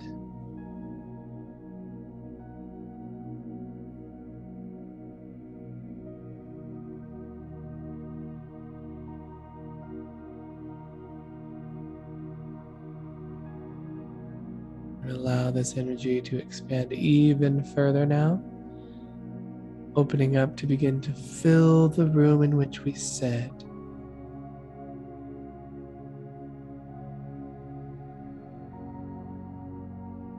Corner to corner, allowing our energy from that divine spark within, moving all the way out, filling the body, the atmosphere around you, then filling the room in which you sit. touching the ceilings, the walls, floors.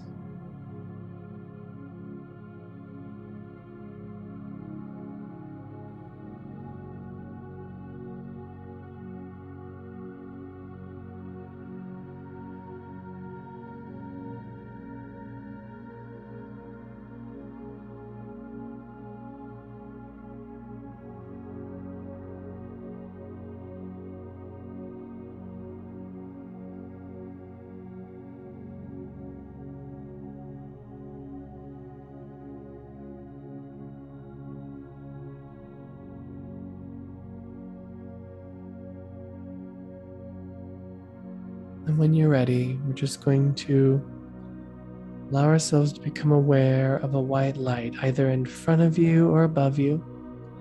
Don't worry if you don't see it. Just feel and know that it's there.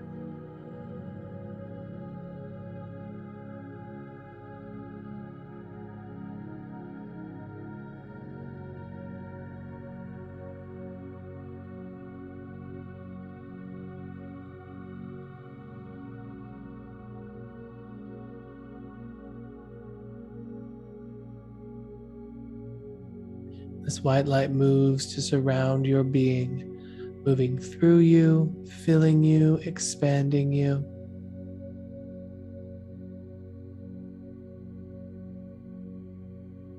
Finding any places of heaviness, tension, just helping those to lighten and loosen, making you feel lighter and brighter, lighter and brighter, lighter and brighter. So light and so bright, you allow your awareness to gently move up, up, up into this higher space in your mind.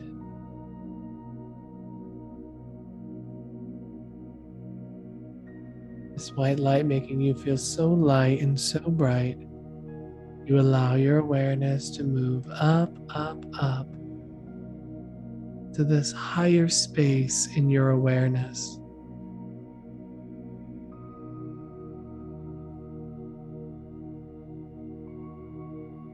So light and so bright, your awareness moves up, up, up into this higher space.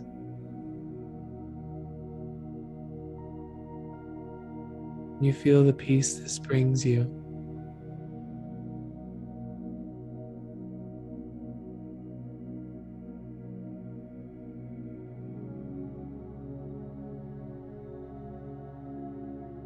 This is your place of peace, your place of stillness. This is you and your energy, expanded and open. Just allow yourself a few moments to just feel into this space.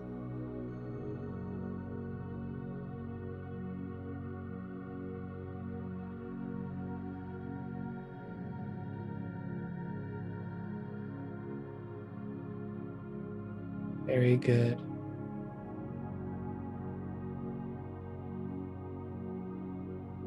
And as you're here, we're going to just invite that great power, that great spirit, that divine presence to begin to draw near, along with your guides and helpers, to utilize this time for whatever is needed for you right now. Just allow yourself to stay in this space, in the stillness and the quiet of your own being. I will leave you here and be back for you soon.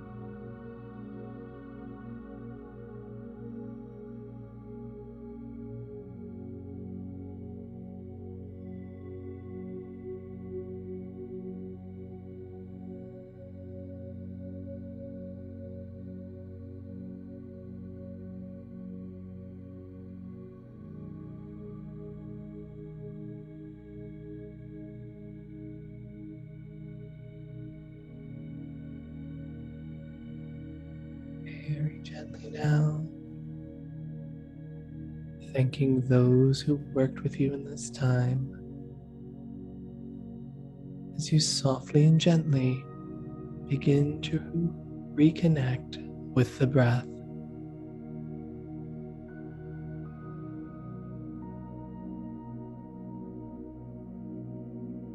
Beginning to adjust the breathing, to begin to take nice, full, deep breaths.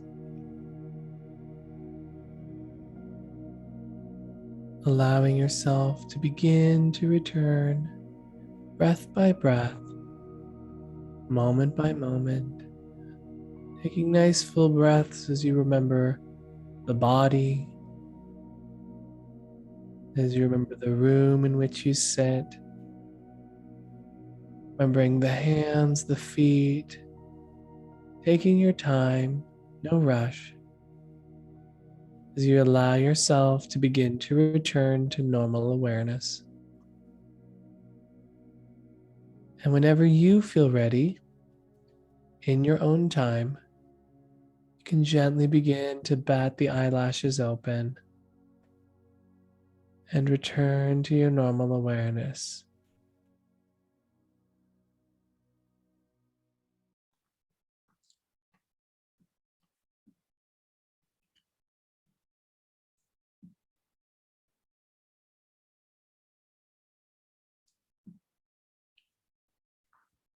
Okie dokie.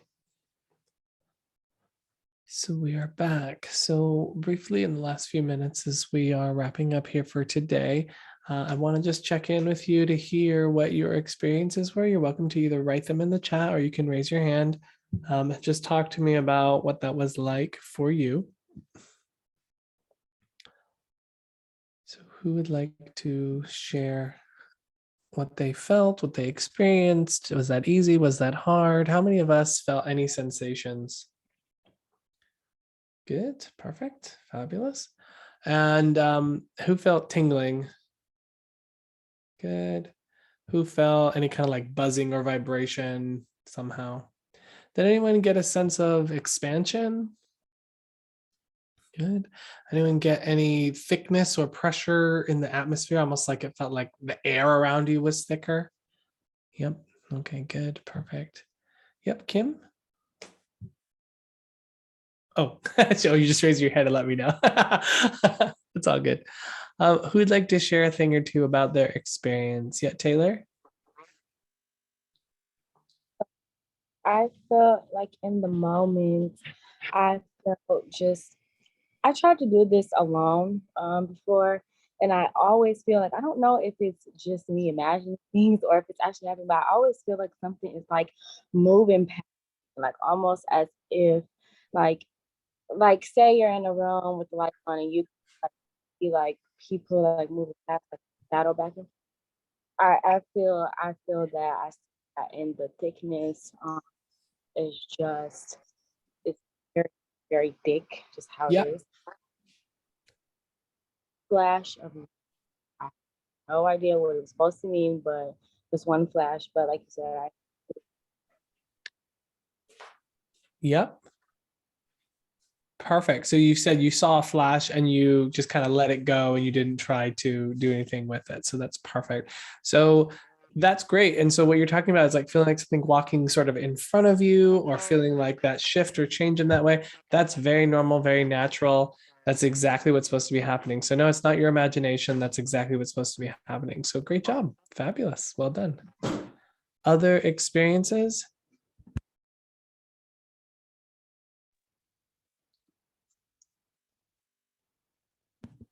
Megan, do you want to take over here for a second? Sure. Emily? So I've been doing it pretty consistently for a little over a year now, but I find like I'm trying to get away from getting almost frustrated because I'm an overthinker. So I think I'm trying to imagine things too much. So I can feel it happening. I can feel it but then when I start to feel things, it's almost like I pull away. So I'm trying to learn how to surrender is I think my biggest obstacle. Yeah, so that's pretty typical because we do have this tendency to try to grab things or try to make things happen because that's just like what we do in life. So as we're going through this course, we're going to be definitely helping you with that. But basically what you want to do as soon as you start to feel anything happening, shifting or any experiences, relax past it. So you just notice it, accept it, let it go. You just kind of, it's like you're having an awareness in the background, essentially, of what's happening without trying to like grab at it or engage it or be like, what's this, right? It's kind of like the peripheral, right? Like if you're in a room and you're noticing sounds happening around you or things happening around you, it's just like a part of the experience more so than you trying to like turn to engage that thing. Does that make sense? So, so next time you're sitting, just try that. Just try to go, I'm just going to let go more. I'm just going to be here in the moment. I'm just here with whatever's happening. And I think that will help. Okay, Emily, thank you. Naomi?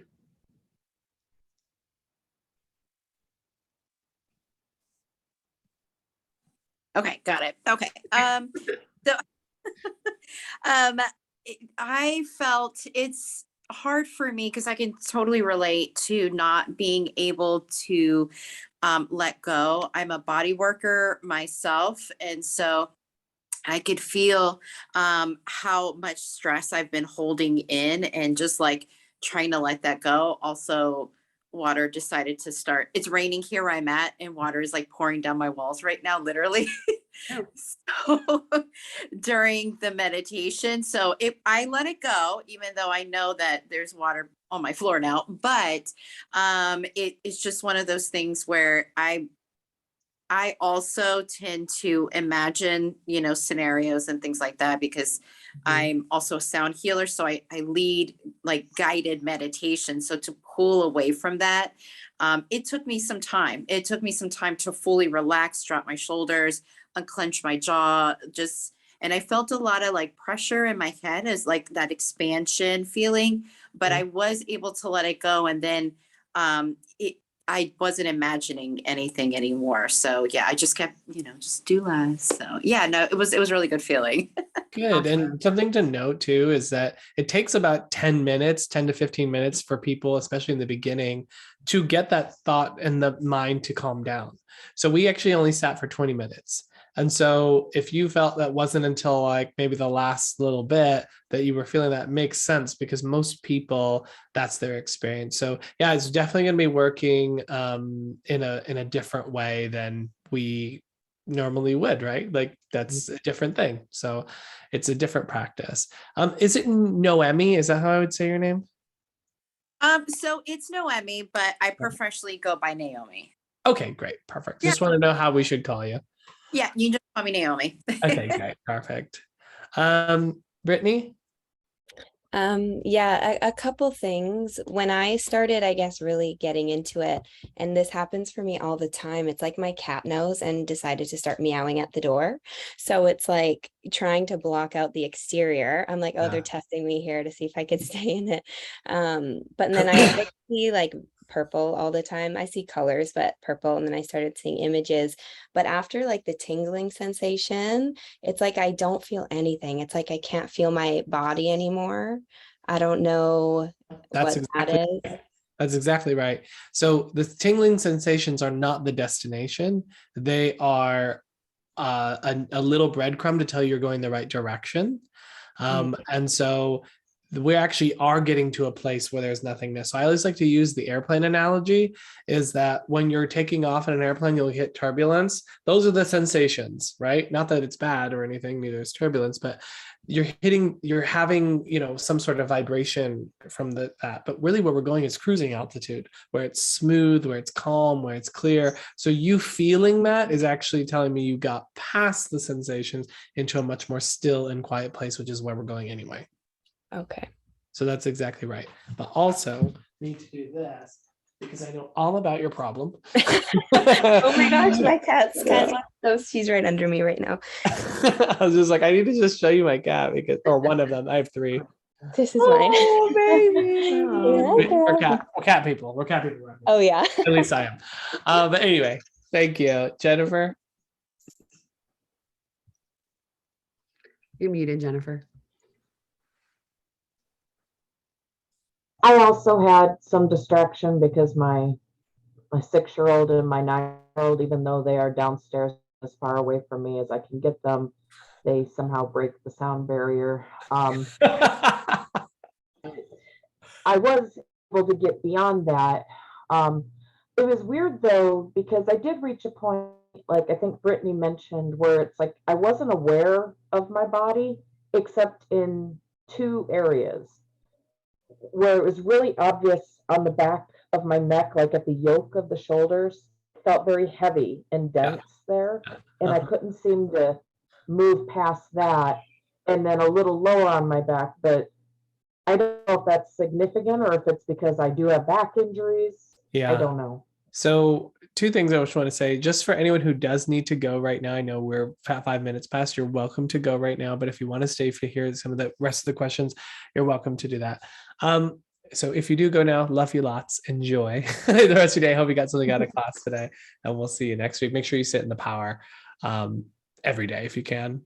4 times is the minimum. Jennifer, so it's normal to actually feel an energy buildup right there. That's actually telling you you're doing it right. So please, like, don't feel like you have to move that or do something different to that. That's actually telling you, yes, I'm actually going the right direction. Let me relax more and just do even less. So our reaction to everything that we experience is, oh, cool, that's happening. I noticed it, right? That's so cool, that's happening. I accept it. Oh, cool.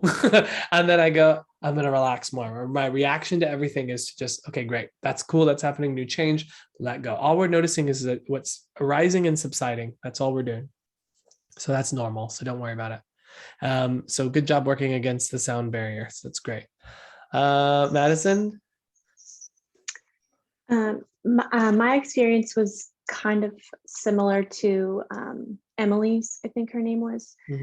Also, can you hear me okay? Yeah, we can hear you great. Okay. Also, I realized today that you can raise your hand on Zoom. I didn't know that. I obviously don't use Zoom very often, but so I was like, but anyways, I did feel like almost like I was floating at some parts. And when I started my spiritual journey, like with like the meditating and stuff, like I almost was scared to feel that feeling, because it's like, what if I float away? Like, what if I don't come back?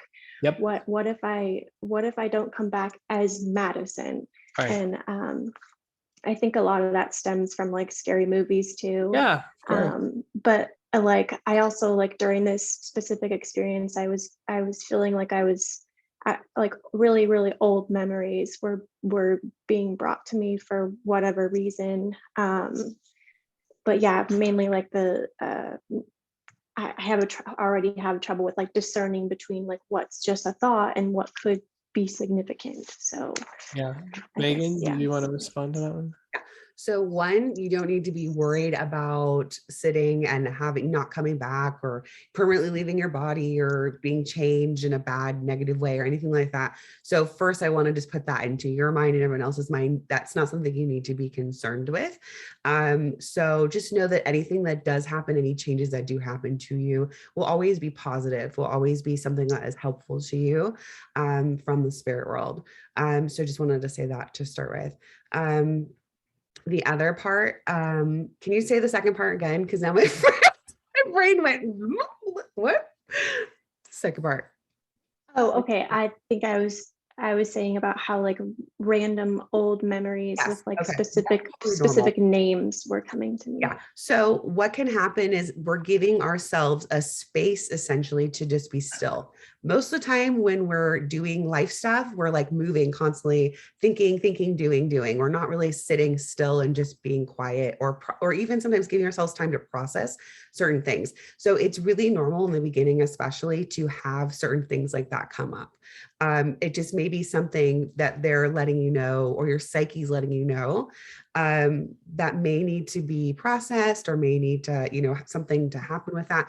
But what I would do is try to just note whatever's happening in the process. And then maybe after, journal about it or think about maybe why that came up for you. There may be something there for you to just sort of look at and be with, without judgment.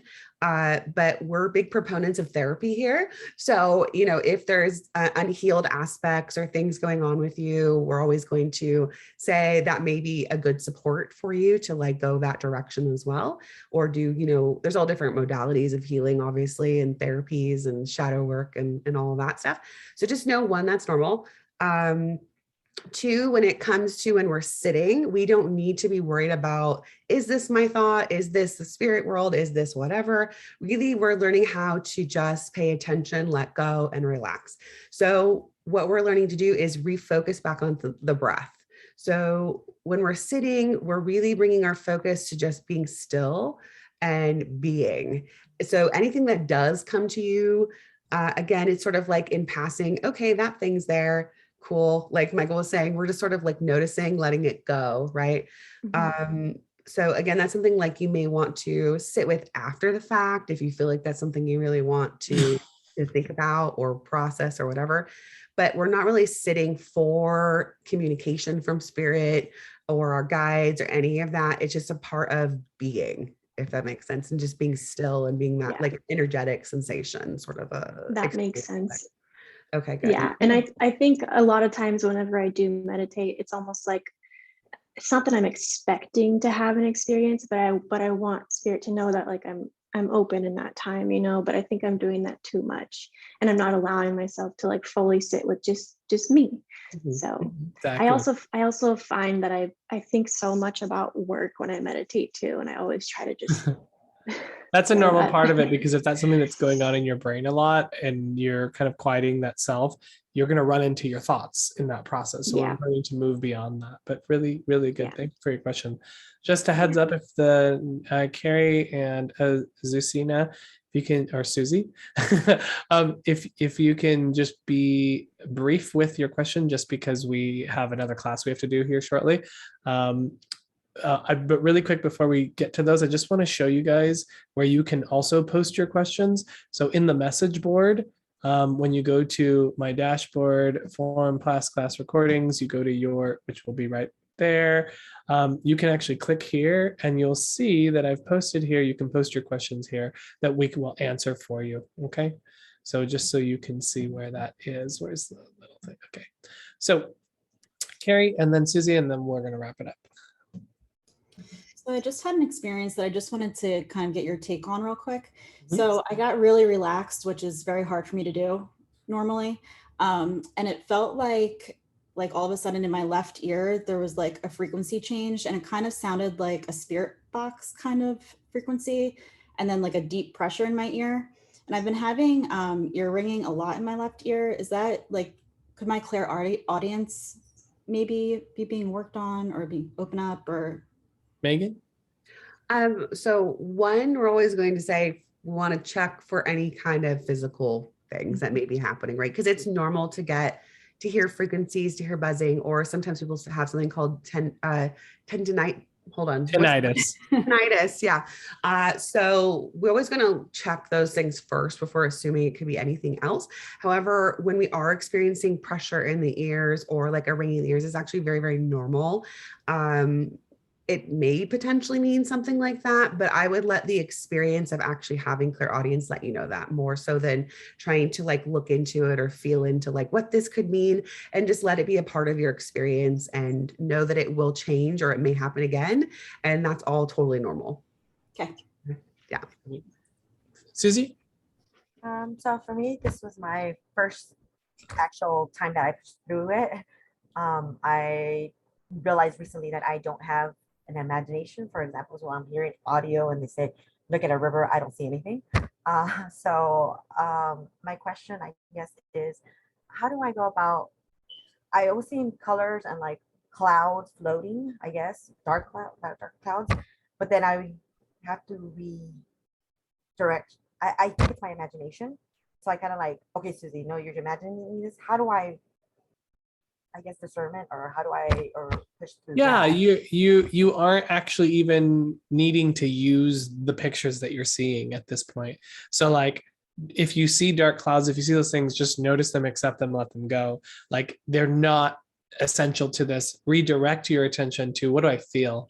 What's the sensations I'm feeling right now? Do I feel anything? If I don't, great. I'm going to relax even more and just return to the breath and just allow myself to just be with whatever is happening. So you can actually really just ignore the images and the pictures that are coming at this point. Does that make sense? Yes, but rerouting yourself doesn't like break the connection that you're already making. Because No, I mean like it's you're training your awareness, you're training your brain at this point. So even if you're gently bringing yourself back to the breath or something like that, you're actually training your awareness to do that and be good at that and staying there. So it's like kind of cultivating a passive focus, so to speak. That's why using the breath as something to just notice it's rising and subsiding is super, super helpful. Does that make sense? Yeah, it does. Audio. I'm sorry, the last one. For audio, is it recommended that I have some type of music, like Yeah, so these classes are recorded, so you have the option of replaying this class and just playing that section right there. Alternatively, you can download, I have to post it on Oakbridge, but I have it on my website, mediummichaelmayo.com/shop. There's a 30-minute sitting in the power meditation that we recommend people get.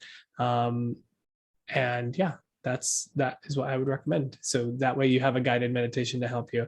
And you don't need it, but if that helps you at this stage of the game, great. But you already have the recording here. So if you want to just re-listen to this, that's free. So the other one, I think is like $10. Yeah. So, okay. All right, everyone. Thank you so much for your time today. I hope you got something out of today. We look forward to working with you. Please sit in the power. Please make time for that every day if you can, but at least 4 times, because I'm telling you, as we kind of move, you're going to get more and more used to it, more and more used to it, more and more used to it. And by the time we get to points where we're sensing and feeling presence and all that sort of thing, you want to have that sensitivity built up. Okay, so it's really important. Awesome. Thank you, everyone. Everyone, have a great week. See you next week. Bye. Bye.